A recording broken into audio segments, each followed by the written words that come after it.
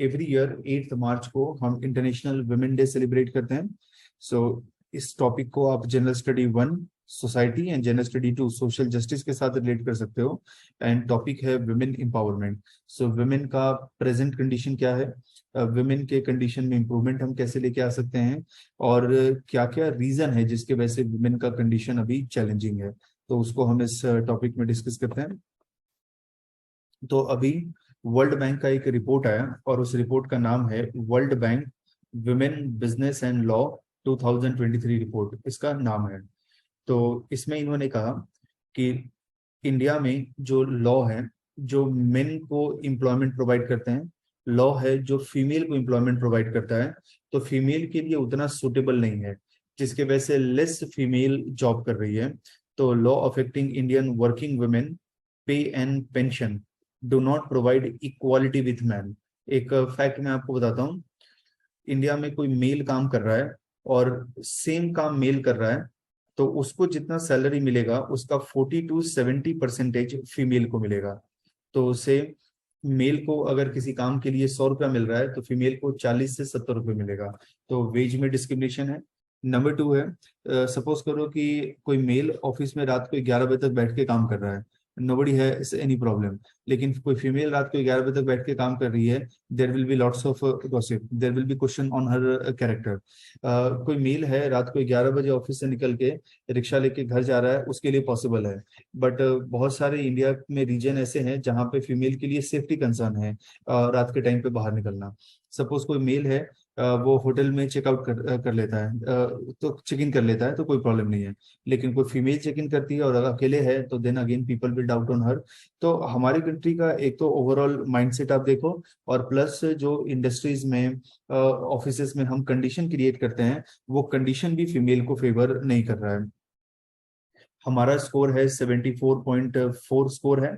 अगर हमारा स्कोर 100 होता तो ये परफेक्ट स्कोर होता, और वो ये इंडिकेट कर रहा है कि मेल और फीमेल उसको इक्वल लेवल पे हम देख रहे हैं।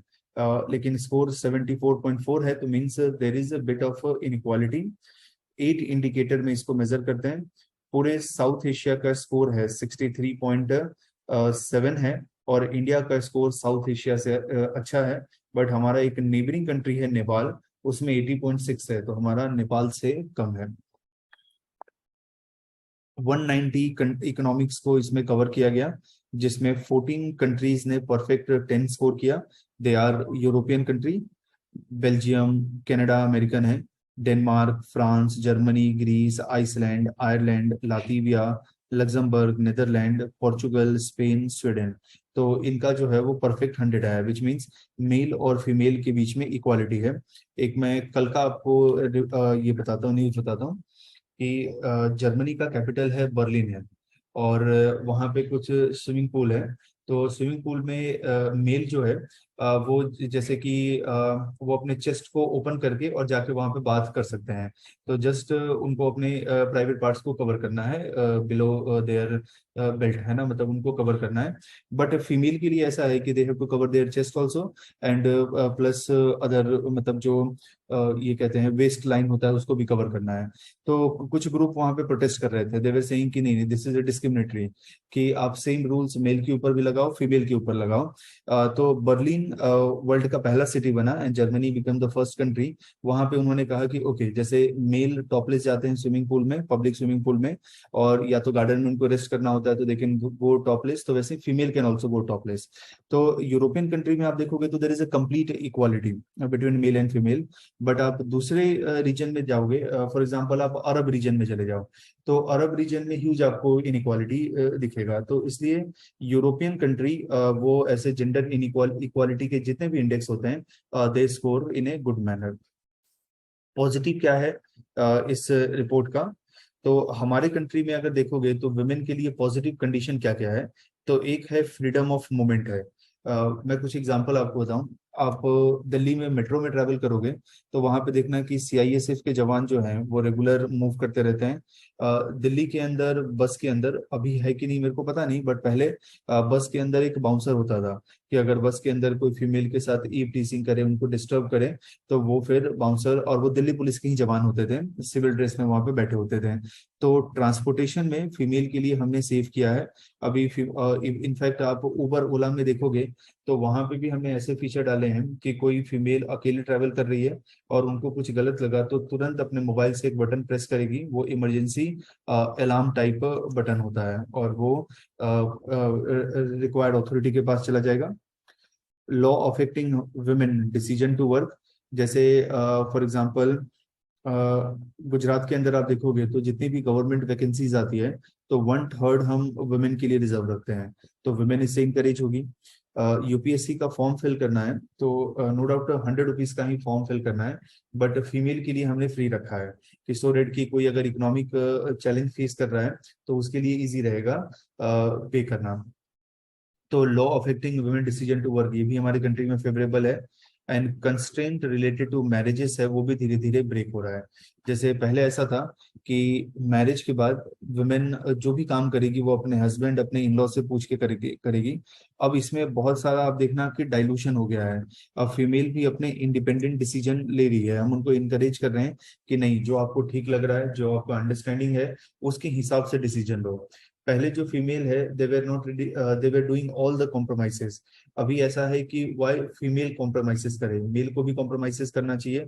तो ये सब पॉजिटिव हो रहा है। लेकिन नेगेटिव इंडिया में क्या हो रहा है कि विमेन का पे, pension and work after having children, ये नेगेटिवली अफेक्ट हो रहा है। अब जैसे मैं कुछ एग्जांपल आपको बताऊं, सपोज करो किसी कंपनी ने एक फीमेल को हायर किया, फीमेल प्रेग्नेंट हो गई। प्रेग्नेंट होने के बाद जब तक बेबी डिलीवर करेगी उनको उसको छुट्टी देना पड़ेगा। जब उनका बेबी आ गया तो भी थोड़ा टाइम के लिए उनको छुट्टी देना पड़ेगा, तो पेड लीव उनको देना पड़ेगा। तो मान के चलो कि 6 मंथ का तो कंपलसरी गवर्नमेंट मैंडेट है, उनको पेड लीव देना पड़ेगा।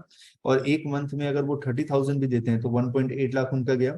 तो जो इम्प्लॉयर है वो सोचेगा कि मैं क्यों हायर करूं इनको, उससे अच्छा मैं उसको हायर करता हूँ जो अनमैरिड है, या मेल को हायर करता हूँ जिसका ऐसा प्रॉब्लम नहीं होगा। दूसरा आप केस देखो कि अभी बहुत सारे ग्रुप जो हैं वो ऐसे सजेशन दे रहे हैं कि हमें पेड मेंस्ट्रुअल लीव भी होना चाहिए, तो जिसमें मंथ में 1 या 2 लीव हमें फीमेल को पेड देना पड़ेगा। तो इंडियन सोसाइटी के अंदर बहुत सारे लोग ऐसे हैं कि वो सोचते हैं कि ये अनवांटेड एक्सरसाइज है, और इसकी वजह से क्या होगा कि हम उनको छुट्टी देंगे, उनको पैसे देंगे, तो इससे हमें तो नुकसान होगा। दूसरा, सपोज करो कि कोई फीमेल है और उनका चाइल्ड है, और हमारी कंट्री में चाइल्ड को रेस करना ये मदर की रिस्पॉन्सिबिलिटी कंसिडर किया जाता है। अब उनको अपने बच्चों के साथ ऑफिस में आना है, तो क्या ऑफिस में प्रॉपर क्रेच फैसिलिटी है जहाँ पे बच्चे गेम खेल पाएं, जहाँ पे बच्चे रह के अपना पढ़ाई कर पाएं? तो ऐसी फैसिलिटी तो है नहीं। तो हम चिल्ड्रन, बच्चे होने के बाद वुमेन क्या अपने जॉब को कंटिन्यू कर पाएगी? ऐसा हम एटमॉस्फेयर ही क्रिएट नहीं करते हैं, और ऐसे हम लॉज ही नहीं बनाते हैं। उसके बाद वुमेन्स के लिए बिजनेस स्टार्ट करना और बिजनेस रन करना, ये बहुत चैलेंजिंग सिचुएशन है। रीजन ये है कि सपोज करो मेल अगर 5 चैलेंजेस फेस करता है तो फीमेल विल फेस 10 चैलेंजेस। अब क्या 10 चैलेंजेस है? सपोज करो किसी फीमेल ने बिजनेस स्टार्ट किया और उनका बिजनेस कंप्लीट फ्लरिश हो गया, से बैंगलोर में फॉर एग्जांपल। अब उनका मैरिज हो जाता है, और मैरिज होने के बाद उनके जो हस्बैंड रहते हैं वो दिल्ली में रहते हैं। तो अब उनके ऊपर प्रेशर होगा कि नहीं, आप बैंगलोर से मूव आउट करके आप दिल्ली में जाके सेटल हो जाओ। तो उनके लिए बिजनेस स्टार्ट करना वो भी बहुत चैलेंजिंग है। और प्रॉपर्टी और इनहेरिटेंस में, उसमें भी जेंडर डिफरेंस है कि ग्रैंडफादर अपने सारे प्रॉपर्टी फादर को देगा, नॉट उसके मदर को। और फादर से सारा प्रॉपर्टी सन के पास जाएगा, नॉट डॉटर के पास। तो फीमेल के पास प्रॉपर्टी इनहेरिटेंस का राइट नहीं है। तो मोस्ट ऑफ टाइम फीमेल के साथ प्रॉब्लम क्या होता है कि वो जॉब नहीं कर पाती, घर के काम करती है। दूसरा, प्रॉपर्टी का इनहेरिटेंस नहीं है, और जो घर का काम कर रही है वो अनपेड होता है, तो उनके पास कुछ भी सोर्स नहीं होता है इनकम का, और वो बहुत ही वल्नरेबल सिचुएशन पे होते हैं। इकोनॉमिकली उनका कंडीशन देखोगे तो सही नहीं होता। तो ये रिपोर्ट के अंदर हाईलाइट किया गया है कि this is positive and negative in India related to working women. Legally right है, लीगली राइट है, बट सपोज करो कि एक घर के अंदर 2 भाई हैं और एक बहन है, और फादर जो है वो कहता है कि मैंने अपने प्रॉपर्टी दोनों भाइयों को दे दिया है। तो अब गर्ल वो कोर्ट में जाएगी, है ना? और कोर्ट में 20 साल, 25 साल, 30 साल तक केस चलेगा, तो किसके पास इतना टाइम होता है? Legally they have right, but society में नॉर्म कैसा है? जैसे देखो, जो चीज लॉ होता है जरूरी नहीं है कि सोसाइटी भी वैसे ही चलता है। डाउरी, ये तो कब का लॉ बन गया कि डाउरी हमें नहीं लेना है, लेकिन आज भी अगर एक एस्टिमेट कहें तो अगर 10 मैरिज होता होगा तो शायद 6 या 7 मैरिज में डाउरी का एक्सचेंज होता होगा। जबकि कब से 50 साल पहले ये लॉ बन गया है। तो मतलब जो लॉ होता है जरूरी नहीं है कि सोसाइटी का नॉर्म भी वैसे ही फॉलो हो। ओके। ना कौन से 8 फैक्टर को यहाँ पे हमने कंसिडर किया? तो फर्स्ट फैक्टर हमने कंसिडर किया मोबिलिटी। फीमेल के लिए ट्रैवल करना कितना इजी है, कितना कंफर्टेबल है। दूसरा हमने वर्क प्लेस देखा कि वर्क प्लेस पे कैसा कंडीशन है। जैसे कि वर्क प्लेस पे प्रॉपर वहां पे वॉशरूम है या नहीं है, वर्क प्लेस पे है कोई उनको हैरेस कर रहा है, या वर्क प्लेस पे पीसफुल एनवायरनमेंट है। थर्ड, उनको पे कितना मिल रहा है, मेल के इक्वल पे मिल रहा है या अनइक्वल पे मिल रहा है। फोर्थ, मैरिज के बाद उनका करियर जो है वो कैसे अफेक्ट होता है, एज इट इज रहता है, पॉजिटिवली अफेक्ट होता है, नेगेटिवली अफेक्ट होता है। देन पेरेंटहुड, बच्चे होने के बाद उनका करियर कैसे अफेक्ट होता है। एंटरप्रेन्योरशिप, वुमेन को बिजनेस स्टार्ट करना है उसके लिए क्या कंडीशन हम क्रिएट करते हैं। वुमेन के पास एसेट कितना है, और लास्ट में उनको पेंशन कितना मिलता है जब वो रिटायर हो जाते हैं। तो ये 8 फैक्टर को हमने कंसिडर किया, और उसमें उन्होंने कहा कि इसमें बहुत सारे फैक्टर्स में हम ठीक से परफॉर्म नहीं कर पा रहे। अब इंटरनेशनल वुमेन डे के अंदर न्यूज 18 ने कुछ डेटा रिलीज किया था, तो उस डेटा को हम देखते हैं। तो ये डेटा है कि average time spend in a day on different activity. So employment activity, male 243 minute invest करता है, बट फीमेल जस्ट 61 मिनट ही इन्वेस्ट करती है। Unpaid domestic and care giving, उसमें 38 मिनट मेल स्पेंड करता है, और female 284 minutes.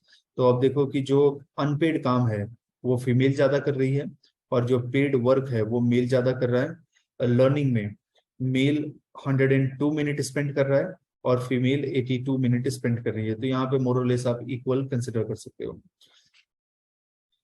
Then average time spend in different activity. तो अर्बन एरिया के अंदर आप देखोगे तो यहाँ पे और ज्यादा डिफरेंस दिखेगा। तो अर्बन एरिया में आप देखो कि मेल 307 मिनट वो टाइम स्पेंड करता है जॉब में। फीमेल टाइम स्पेंड करती है 268 मिनट केयर गिविंग में।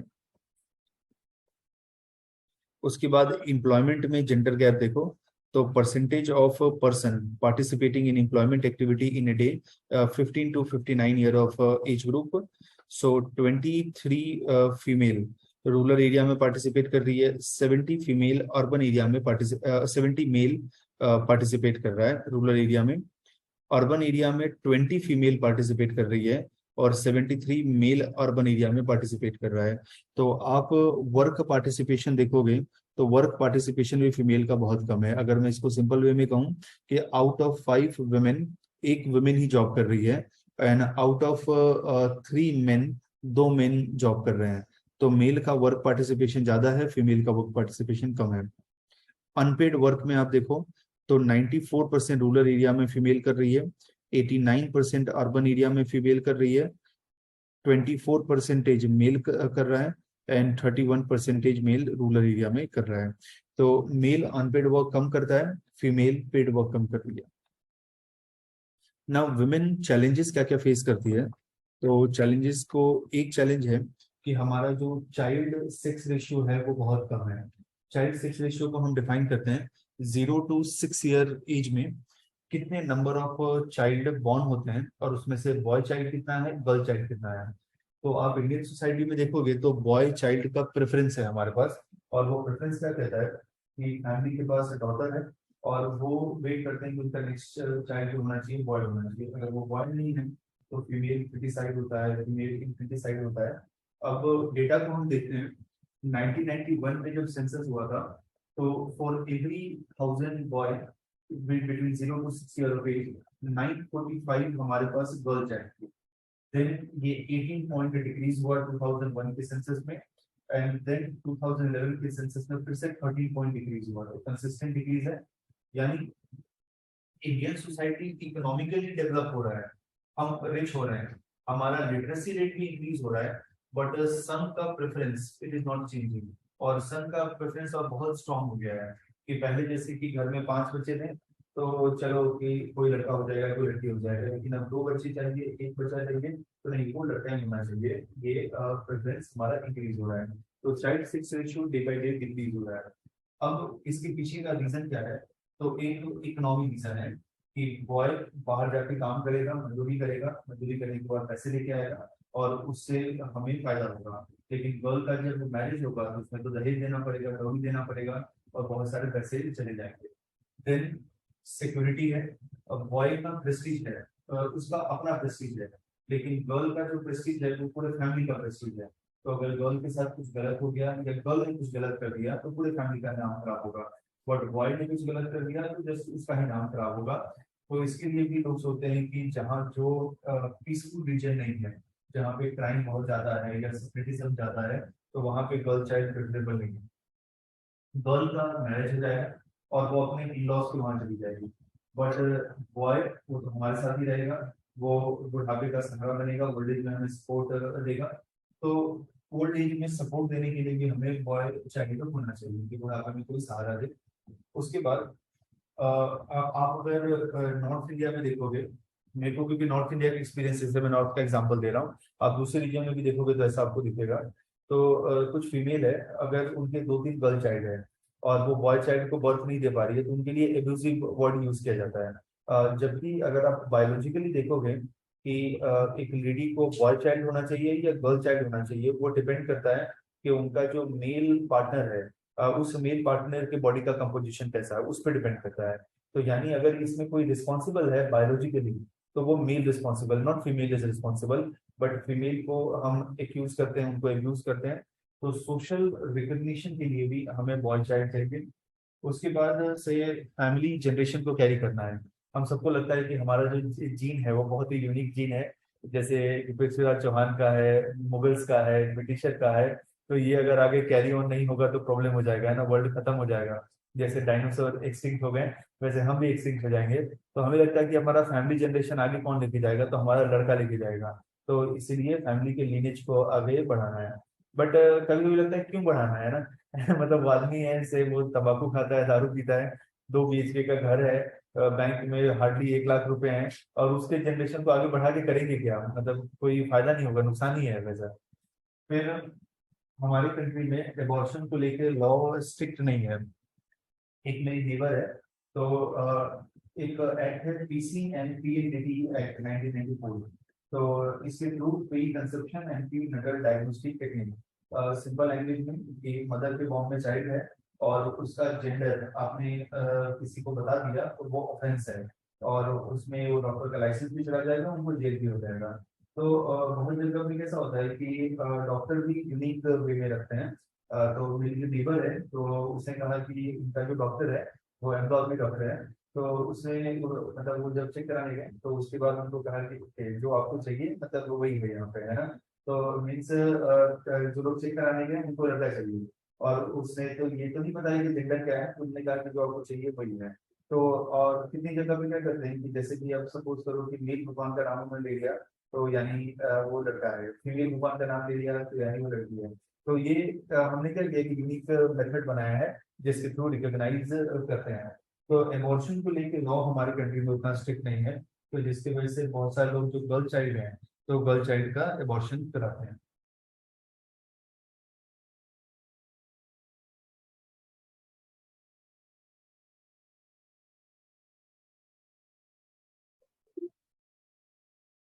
फिर इन्फेंट मोर्टालिटी रेट देखोगे तो इन्फेंट क्या होता है, जब एक चाइल्ड बॉर्न होता है तो 0 से लेके 1 ईयर तक, 0 से 365 डे तक उसको हम इन्फेंट कहते हैं। तो कितने इन्फेंट का डेथ होता है, तो अगर आप बॉय चाइल्ड देखोगे तो एवरी 1000 लाइव बर्थ होता है उसमें 46 बॉयज का डेथ होता है। गर्ल्स का देखोगे तो 49 गर्ल्स का डेथ होता है। गर्ल्स का ज्यादा डेथ हो रहा है। उसके पीछे रीजन क्या है? सेक्स सिलेक्टिव किलिंग होता है कि ओके गर्ल चाइल्ड है तो उनको इन्फेंटिसाइड होता है, उनका फिटिसाइड होता है, या फिर उनके साथ डिस्क्रिमिनेशन किया जाता है बर्थ के टाइम पे, हेल्थ सर्विसेज में, न्यूट्रिशन में। उनके साथ डिस्क्रिमिनेशन होता है, या उनको प्रॉपर केयर हम नहीं देते हैं, इम्प्रॉपर केयर देते हैं। इनफैक्ट मदर को भी हम डिस्क्रिमिनेट करते हैं कि उन्होंने गर्ल चाइल्ड को क्यों बर्थ दिया। लिटरेसी रेट में देखोगे तो लिटरेसी रेट डिफाइन करता है कि anyone whose age is 7 year or above has capability to read, write और understand any of the official language of India, तो उसको हम लिटरेसी रेट कहते हैं। सो मेल का आप लिटरेसी रेट देखोगे तो 64.13% था 1991 में। फीमेल का 52, sorry, overall average literacy rate 52 था, मेल का 64 एंड फीमेल का 39 था। तो आप डिफरेंस देखोगे 64 माइनस 39, समवेयर 17% का डिफरेंस आएगा। अभी आप देखो 82% मेल का है और 65% जो है वो, sorry, this difference will be around 25% का डिफरेंस है। अभी आप डिफरेंस देखोगे तो 82% माइनस 65%, तो 17% के आसपास का डिफरेंस है। तो डिफरेंस धीरे धीरे नैरो डाउन हो रहा है। अगर कोई आपसे पूछे कि फीमेल के डेवलपमेंट के लिए कौन सा बेस्ट चीज हम अच्छे से कर रहे हैं, तो डेट इज लिटरेसी रेट। उसमें हमने बहुत अच्छे से काम किया। और लियर ऐसा था कि फीमेल को क्यों पढ़ाना है, उनको नहीं पढ़ाना चाहिए, लेकिन अब ये मेंटालिटी काफी हद तक डाइल्यूट हो रहा है हमारे सोसाइटी में। तो दिस इज रिड्यूसिंग। और सबसे ज्यादा चैलेंज अगर फीमेल किस चीज में फेस कर रही है, तो वो फेस कर रही है जॉब में, क्योंकि उनको जॉब भी करना है और अपने घर के जो वर्क हैं उसके साथ एक बैलेंस भी स्ट्राइक करना है। तो डबल बर्डन हम उनके ऊपर डालते हैं। तो लिटरेसी रेट फीमेल का कम क्यों है मेल के कंपेयर में, तो उसके पीछे एक रीजन है, स्कूल्स में आप देखोगे तो सेपरेट टॉयलेट्स नहीं है बॉयज एंड गर्ल्स के लिए, तो गर्ल्स को भी वही टॉयलेट फैसिलिटी यूज करना पड़ता है, और जिससे वो अनकंफर्टेबल फील करते हैं। देन छोटे भाई बहन का केयर करने के लिए उनको घर में रहना पड़ता है। डोमेस्टिक वर्क में हम उनको इंगेज करते हैं। कितने घर में तो गर्ल्स को ट्रेनिंग दिया जाता है कि देखो अभी आप थोड़े बड़े हो गए हो, आप घर का काम करो, ये सीखो, तो सो डेट कि आपका मैरिज होगा तो आपको वहां पे करना है। देन हम क्वेश्चन पूछते हैं कि गर्ल्स को क्यों एजुकेट करना है, उनको वर्क पे ज्यादा ध्यान देना चाहिए, एजुकेशन पे ज्यादा ध्यान नहीं देना चाहिए, उनको जॉब थोड़ी करना है। फिर अर्ली मैरिज उनका हो जाता है, 14 ईयर 15 ईयर पे उनका मैरिज हो जाता है। अब जब मैरिज हो जाएगा तो फिर वो डोमेस्टिक वर्क में इन्वॉल्व हो जाती है और अपने एजुकेशन को कंप्लीट नहीं कर पाती है। देन सिक्योरिटी है, एंड फिजिकल डिस्टेंस घर से और स्कूल के बीच में बहुत ज्यादा होता है। तो ये सब रीजन है जिसकी वजह से फीमेल एजुकेशन अचीव नहीं कर पाती है प्रॉपर वे में। देन लेबर फोर्स में आप जेंडर गैप देखोगे तो वेज डिस्क्रिमिनेशन है, मेल को ज्यादा वेज मिल रहा है कंपेयर टू फीमेल। उसके पीछे का रीजन ये है कि हमें लगता है कि मेल जो पैसे अर्न कर रहा है वो प्राइमरी इनकम है, घर का मेन इनकम है, क्योंकि मेल का काम ही ये है कि पैसे उसको अर्न करने हैं। और फीमेल जो पैसे अर्न कर रही है वो सेकेंडरी इनकम है, एडिशनल इनकम है। तो मेल का काम है घर चलाना, और फीमेल तो ऑप्शनल वे में जॉब कर रही है, अगर उसको कम सैलरी दोगे तो भी चल जाएगा। वर्क प्लेस अनसेफ है। आप अगर मीटू मूवमेंट को आप क्लोजली देखना, और उसमें जितने फीमेल ने भी एक्यूज किया था, उसमें मोस्ट ऑफ द एक्यूजेशन जो है वो वर्क प्लेस ही है। यानी वो काम कर रहे हैं, वहां पे उनका कोई कलीग है, वहां पे कोई उनका बॉस है, और उसके ऊपर उन्होंने एलिगेशन लगाया। अब दैट इज अदर स्टोरी कि there was some allegation true, some allegation not true, but work place harassment, ये कह सकते हो कि one of the most common form of harassment है जिसको हम देखते हैं। से अभी हस्बैंड है, वो 10,000 रुपीज अर्न कर रहा है, तो अपने वाइफ को भी इंकरेज करेगा कि आप भी जॉब करने जाओ, क्योंकि हमारे घर का बजट 20,000 है और मेरा सैलरी तो इनसफिशियंट है। तो वाइफ भी जॉब करने जा रही है, उनको भी 10,000 मिल रहा है और घर का बजट कंप्लीट हो गया। अब हस्बैंड का सैलरी इंक्रीज होके 40,000 हो गया, तो अपने वाइफ को कहेगा कि देखो मैं तो इनफ सैलरी कमा रहा हूँ, तो आप क्यों बाहर जाके काम करोगे, एक काम करो आप घर में ही रहो और घर में रह के घर का काम आप संभालो। तो जैसे जैसे फैमिली का इनकम इंक्रीज हो रहा है, वैसे वैसे फीमेल का अनएम्प्लॉयमेंट इंक्रीज हो रहा है। क्यों? क्योंकि अब मॉनेटरी रिक्वायरमेंट नहीं है, और जिसकी वजह से उनके ऊपर कोई प्रेशर नहीं है बाहर जाके काम करें। फीमेल हायर एजुकेशन में इनरोल है, या अपने डिग्री को उन्होंने कंप्लीट कर लिया है, तो से अभी कोई 12th पास है तो वो कुछ भी काम कर लेगा, लेकिन उसने ग्रेजुएशन कर लिया, पोस्ट ग्रेजुएशन कर लिया, तो उसके प्रपोर्शनेट उसको जॉब चाहिए, और अगर उसके प्रपोर्शनेट जॉब नहीं मिलता है तो वो प्रेफर करता है कि मैं जॉब नहीं करूंगा, रादर देन मैं कोई भी छोटा मोटा जॉब कर लूं। तो जैसे जैसे फैमिली का इनकम इंक्रीज हो रहा है, जैसे जैसे फीमेल का एजुकेशन इंक्रीज हो रहा है, वैसे वैसे अनएम्प्लॉयमेंट इंक्रीज हो रहा है। जितना मेरा अंडरस्टैंडिंग कहता है कि graduation degree in any subject is good, but हमें मास्टर डिग्री बहुत कॉशियसली करना चाहिए। जैसे मैं एग्जांपल बताता हूँ कि किसी ने इंजीनियरिंग किया है और कंपनी में काम कर रहा है, और किसी ने मास्टर किया है कंपनी में काम कर रहा है, तो नॉलेज में उतना ज्यादा डिफरेंस नहीं है। अब क्यों डिफरेंस नहीं है? से जब वो इंजीनियरिंग कर रहा है तो वो 40 सब्जेक्ट पढ़ रहा है, यानी हर एक सब्जेक्ट को लेके उसका कमांड आ गया। लेकिन जब वो मास्टर करने जा रहा है तो वो कोई एक सब्जेक्ट को बहुत डिटेल में पढ़ रहा है। तो अब वो एक स्पेशलिस्ट हो गया, और वो रिसर्चर हो गया। तो वो रिसर्चर हर कंपनी को रिक्वायरमेंट नहीं होता है ना, कंपनी को तो जनरल लोग चाहिए।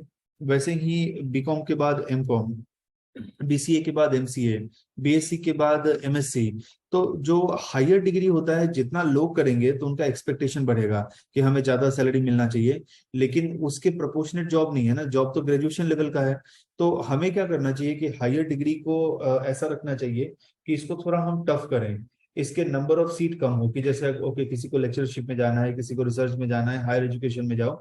लेकिन अभी कैसा है कि ट्वेल्थ किया जॉब नहीं मिला, एक काम करो ग्रेजुएशन कर लो, ग्रेजुएशन किया जॉब नहीं मिला, एक काम करो पोस्ट ग्रेजुएशन कर लो, पोस्ट ग्रेजुएशन किया जॉब नहीं मिला, एक काम करो पीएचडी कर लो, डॉक्टरेट कर लो, और उसके बाद जॉब नहीं मिला, फिर अब क्या करोगे?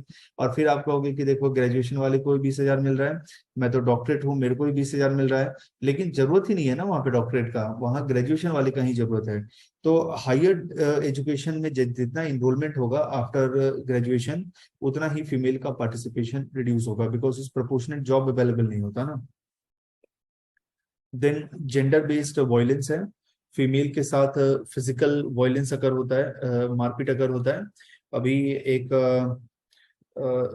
दिल्ली का ये है न्यूज था, शायद डे बिफोर यस्टरडे का न्यूज था।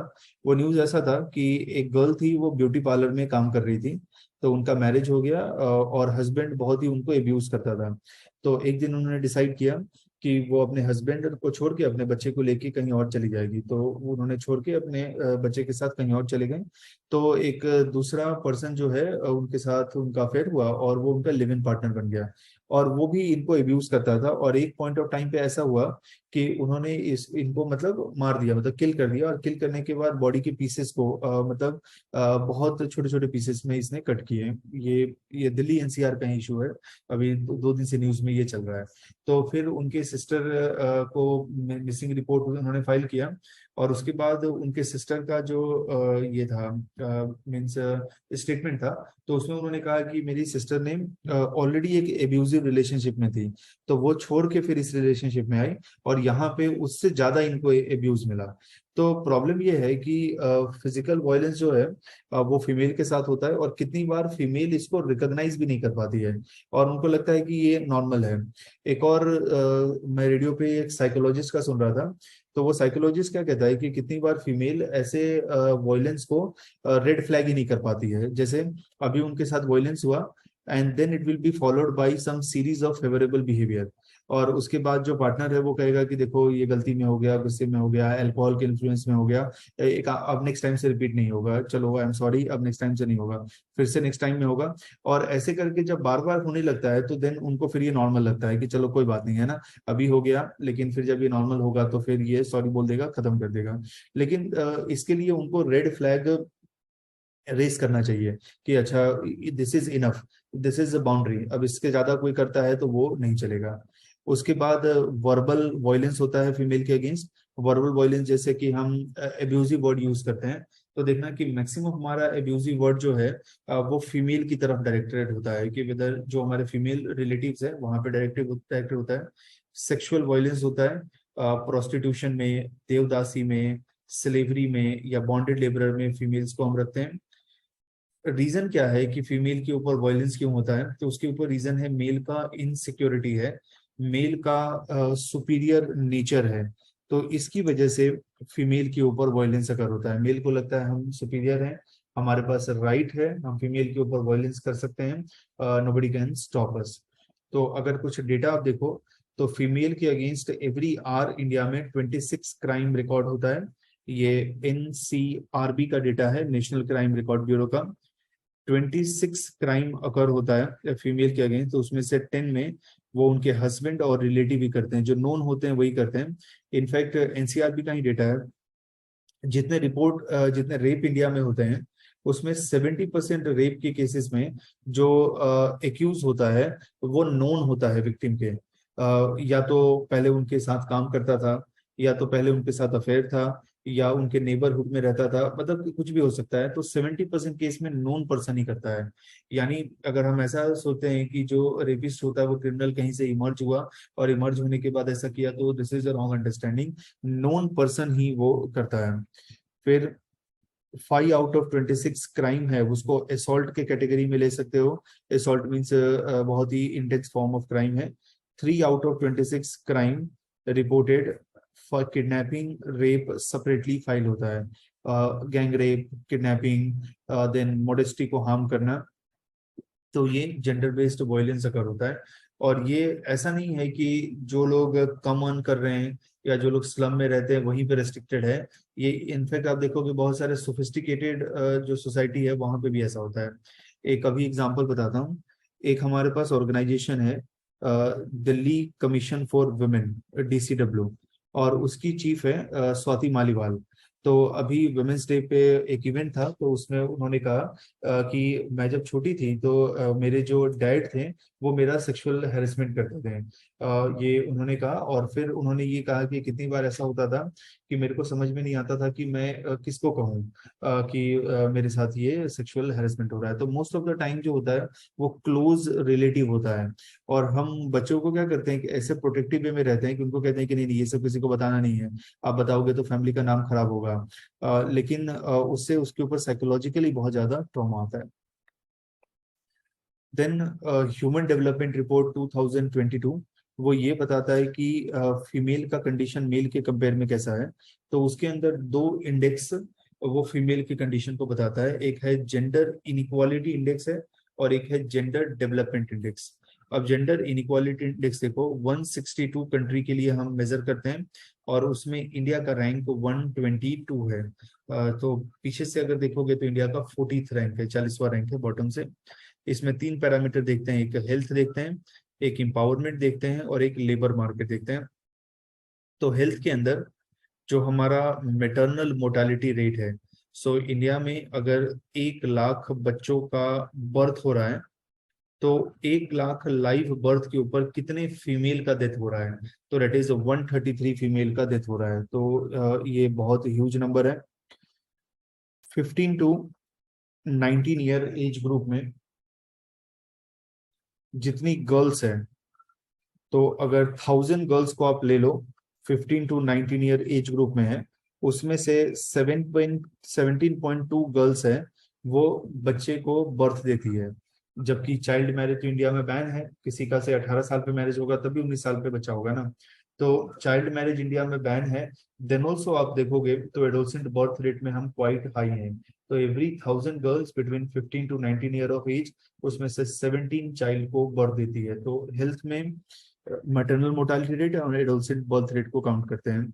Adolescent birth rate child marriage का इंडिकेटर है, और मैटरनल मोर्टालिटी रेट मदर के मैटरनल हेल्थ का इंडिकेटर है। देन एम्पावरमेंट, हमारे पार्लियामेंट में आप देखोगे तो 13.4% फीमेल का रिप्रेजेंटेशन है, जबकि फीमेल का पॉपुलेशन इंडिया में अकॉर्डिंग टू 2011 सेंसस 49% है, पर जस्ट 13.4% फीमेल का रिप्रेजेंटेशन है।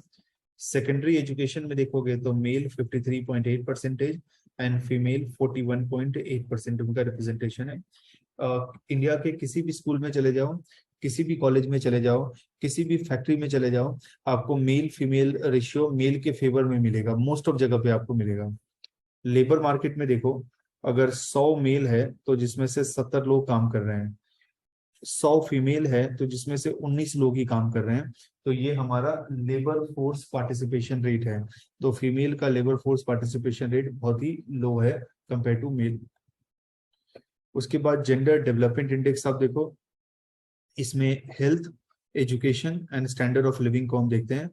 तो फीमेल का लाइफ एक्सपेक्टेंसी है 68.9 ईयर, मेल का है 65.8 ईयर। तो बायोलॉजिकली फीमेल ज्यादा दिन तक सर्वाइव कर सकती है, बट सोशली जो उनके साथ डिस्क्रिमिनेशन होता है उससे उनका डेथ अर्ली हो जाता है। Mean year of education, male को 7.2 ईयर का एजुकेशन मिलता है, फीमेल को 6.3 ईयर का एजुकेशन उनको मिल रहा है। Expected year of schooling, male 11.8 year है और फीमेल का हायर है। तो this is a projection and this is reality. Decent standard of living देखो कि मेल एक साल में $10,633 डॉलर अर्न करता है और फीमेल 2,277 अर्न कर रही है। यानी फीमेल जितना अर्न कर रही है उसको आप अराउंड 5 टाइम्स से मल्टीप्लाई करो और वो मेल का इनकम आ जाएगा। तो फीमेल का इनकम भी कम है। तो फीमेल हेल्थ के पैरामीटर पे देखो, एजुकेशन के पैरामीटर पे देखो, इनकम के पैरामीटर पे देखो, तो वहां पे female is performing worse than mail.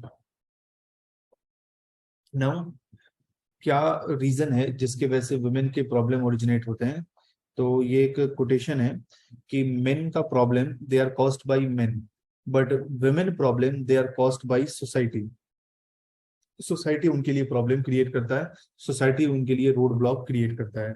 तो एक तो पेट्रियार्कल माइंडसेट है हमारी सोसाइटी का, मेल डोमिनेटेड सोसाइटी है, सारे रूल्स मेल ने बनाए। तो मेल ने अपने फेवर में रूल्स बनाया, उनको जो लगा कि जिससे हमें फायदा हो रहा है तो उस हिसाब से उन्होंने रूल्स बनाया। हम फीमेल की मोबिलिटी को रेस्ट्रिक्ट करते हैं, जैसे वो किस जगह पे जाएगी, वो कब जाएगी, कितने टाइम पे जाएगी, ये सब हम डिसाइड करते हैं। कौन से कोर्स में आपको एनरोल होना है, ओके मैकेनिकल इंजीनियरिंग, नहीं नहीं समझ जाओ बहुत टफ है। कौन से जगह पे जाके जॉब करना है, नहीं नहीं यहाँ पे मत जाओ क्योंकि रात को ट्रेवल करना होता है, रात को ज्यादा रुकना होता है। तो फीमेल के ऊपर हम रिस्ट्रिक्शन इम्पोज करते हैं। एक सिनारियो आप इमेजिन करो कि आप अभी घर से निकल रहे हो, तो कोई आपको कह रहा है कि आपने रेड कलर की शर्ट क्यों पहने है, ब्लू कलर की शर्ट पहन जाओ, चेंज कर जाओ। आप घर से बाहर निकल रहे हो, 9 बजे के बाहर निकल रहे हो, 9:30 को बाहर निकलो। अच्छा ये काम कंप्लीट किया तो आप कहोगे नहीं, तो कंप्लीट करो और फिर घर से बाहर निकलो।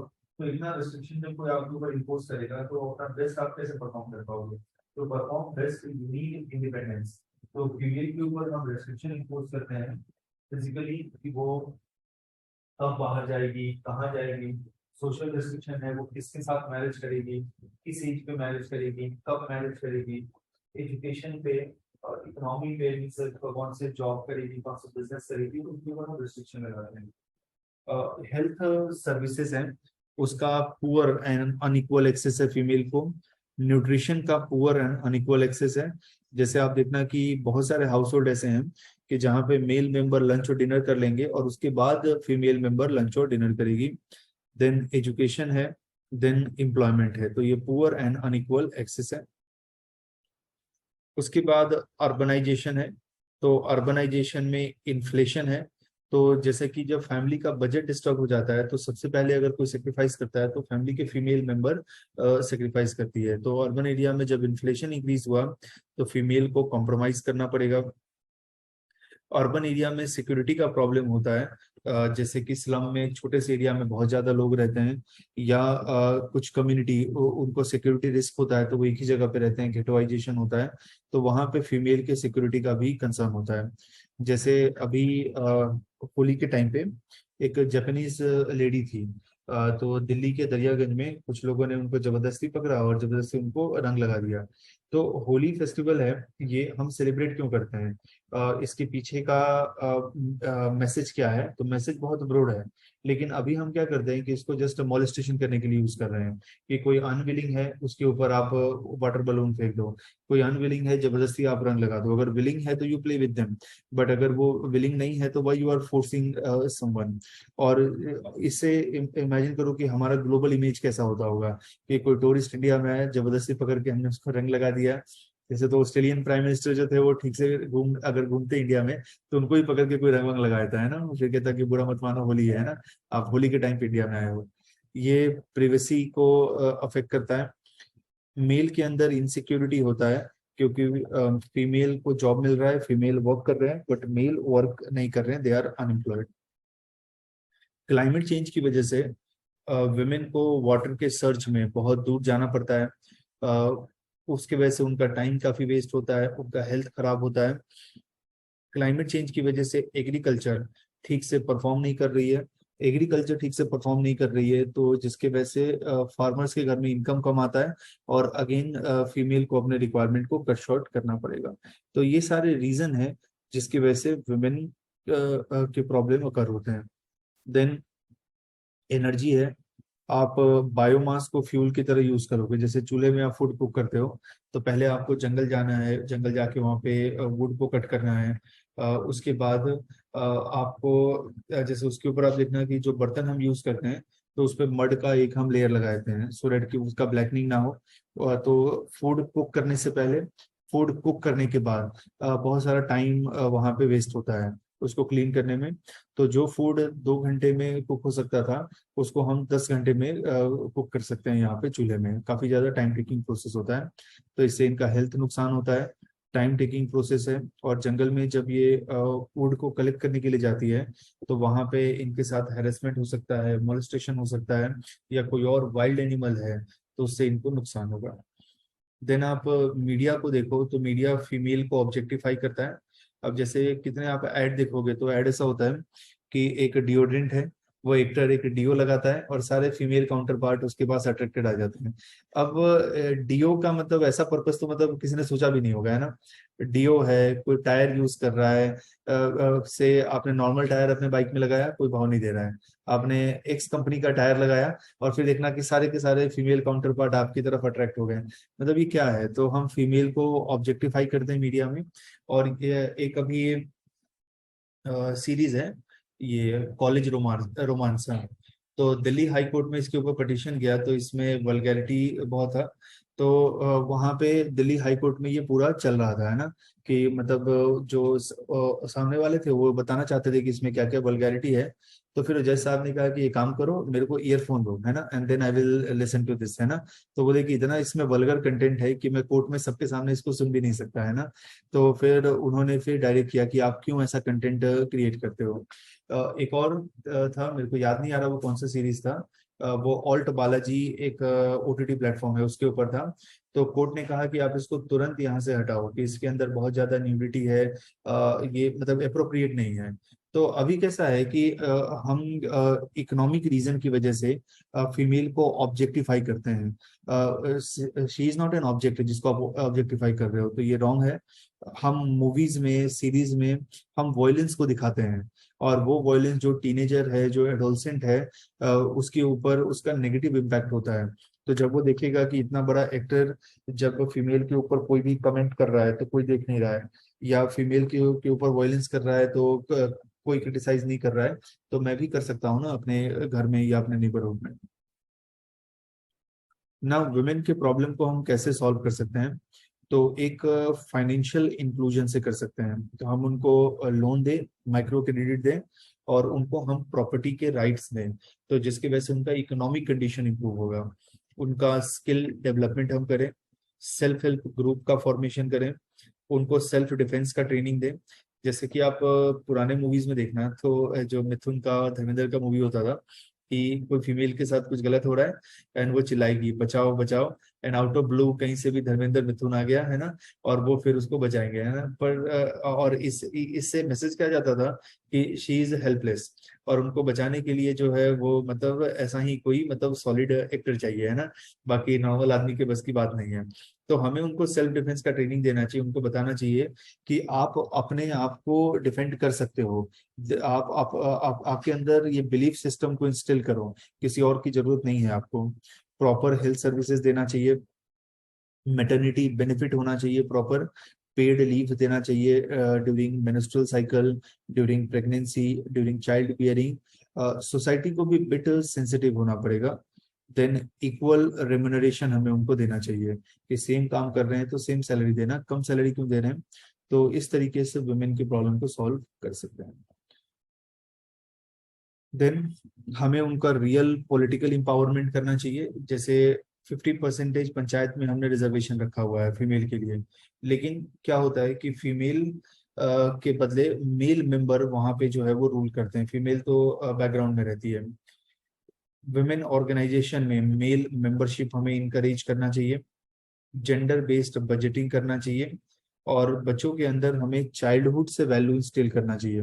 जैसे कपड़े धोना सिर्फ गर्ल्स का काम नहीं है, ये सबका काम है।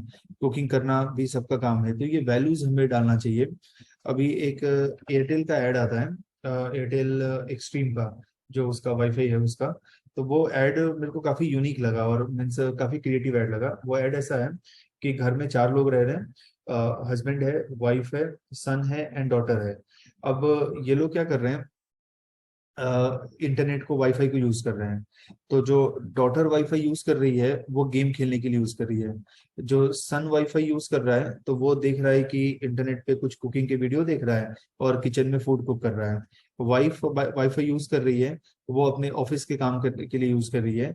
और हस्बैंड वाईफाई यूज कर रहा है, वो इंटरटेनमेंट के लिए कुछ चैनल देख रहा है।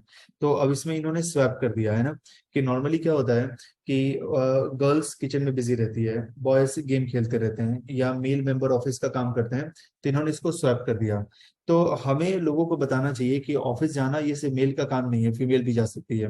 कुकिंग करना, घर को क्लीन रखना, ये सिर्फ फीमेल का काम नहीं है, ये मेल भी कर सकता है। तो जब आप वैल्यूज चाइल्डहुड से इंस्टिल करोगे तब उसका बेनिफिट होगा। लेकिन आप चाइल्डहुड से क्या करोगे कि मेल और फीमेल में डिस्क्रिमिनेशन करोगे और एक्सपेक्ट करोगे कि जैसे ही वो 18 साल का हो जाए तो एक सडन उसके अंदर ट्रांसफॉर्मेशन हो और फिर गर्ल्स को रेस्पेक्ट से देखे, तो ऐसे कैसे होगा? वो अपने पेरेंट को देख रहा है ना, कि उसके फादर उसको, मदर को कैसे ट्रीट कर रहे हैं, या उसके फादर उसके डॉटर को कैसे ट्रीट कर रहे हैं, और वैसा ही वो सीखेगा।